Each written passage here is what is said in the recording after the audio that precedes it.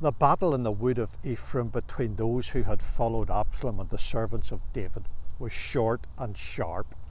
There was there a great slaughter that day of 20,000 men, verse 7 of chapter 18.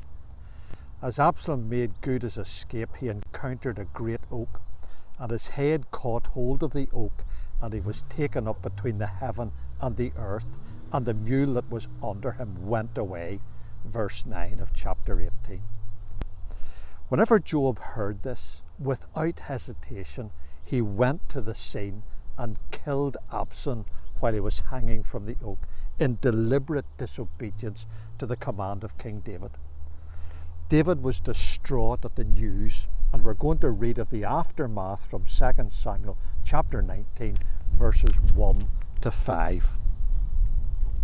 And it was told Joab, Behold, the king weepeth and mourneth for Absalom.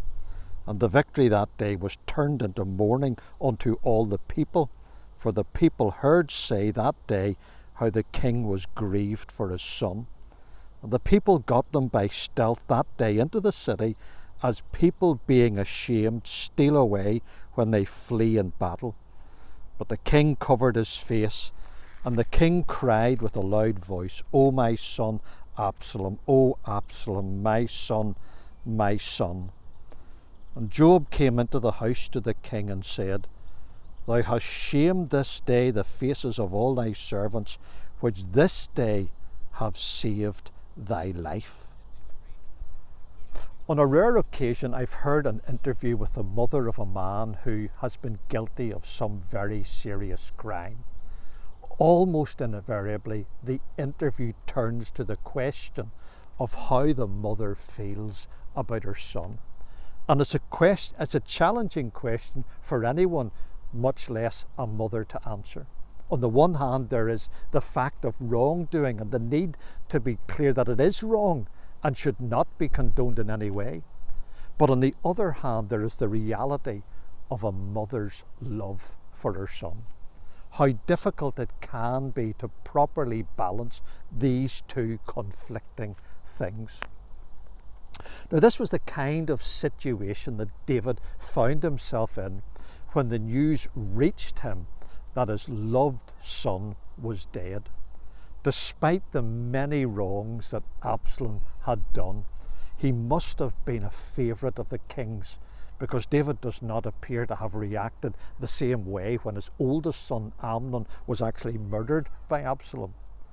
The unconditional love of David for a guilty son reminds us of the love of God for us, expressed in the words, God commendeth his love toward us, in that while we were yet sinners, Christ died for us.